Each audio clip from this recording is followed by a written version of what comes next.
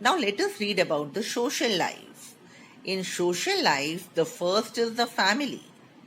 Now, in the later Vedic period, the birth of the son in a family, it was welcomed. The society, it was also in the early Vedic period, the women they enjoyed a respected position. But in the later Vedic period, the position of the women became low. Okay, deteriorated means it became worse. It became low. Now, the women they were not considered equal to men, but they were considered inferior to men. Okay, they were not allowed to have education, neither they used to read the Vedic literature. Polygamy means like the practice of having more than one wife at a time. So it was also practiced by the people, those who belonged to the upper class and the rich, which included even the princes. Now, what was the duty of the women? The duty of the women was to look after the families and serving their husbands. Okay, it was their main duties. Okay, but they used to participate in the religious ceremonies because the religious ceremonies they were considered to be incomplete without them. And widow marriage, it was also not respected, it was looked down upon. Now let us see the four varnas. Okay. Now another important change which took place in the later Vedic period was that the rigidity in the varna system. Now, marriage was not the base, but the birth into a family became more important. The meaning is that the child of a Vaishya or a Shudra, he was not allowed to adopt the occupation of a Brahmin or a Kshatriya. Okay, and he had to be in the same occupation as his father. Although if he had the capabilities and interest also, then also he was not allowed to do the work of any other Varna. So Varna became what? Hereditary now. Okay. Now Brahmins and the Kshatriyas, they became the privileged or the more respected class, and they were not supposed to pay the taxes. The Vaishyas they had to pay the taxes, and the Shudras they did not enjoy any rights, and they were ill-treated by the people of the other castes. They were also considered as untouchables. So what the works they did, they only did the lowly work and the menial jobs. Let us see about the changes which took place in religion in the later Vedic period. Now, the mode of worship became complex and complicated.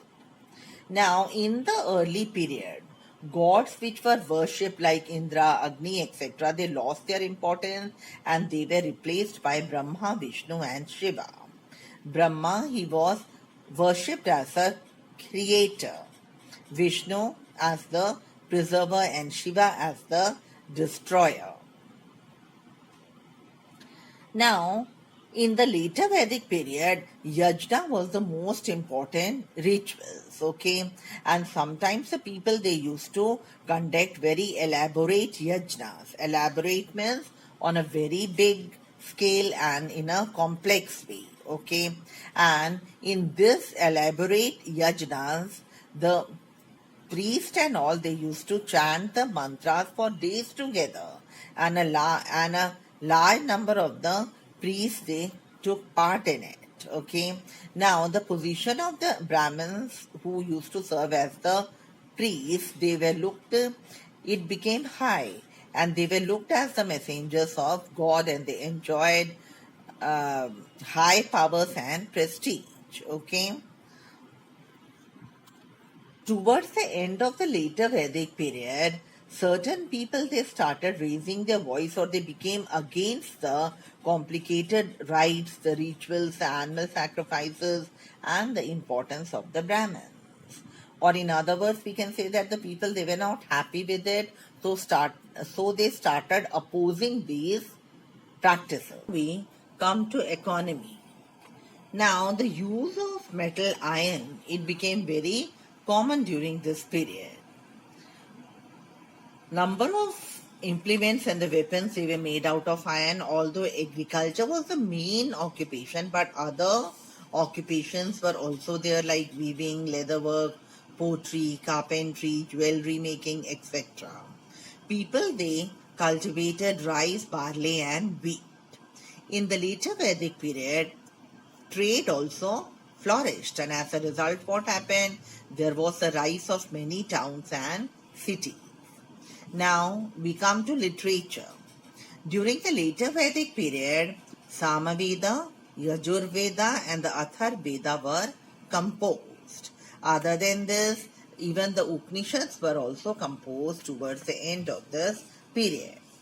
Now let us see Upanishads. Okay, the Upanishads, they were based on philosophical aspects of human life.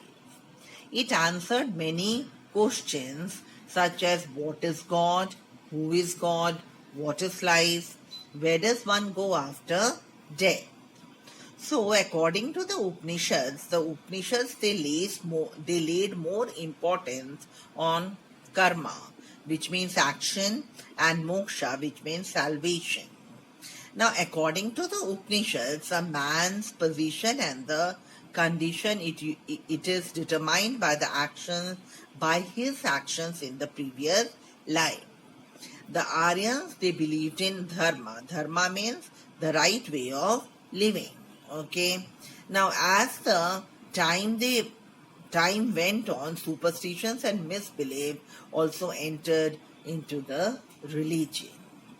Now, it was a period in which two epics it was written. The two great Hindi epics they were written. They were the Ramayana and the Mahabharata.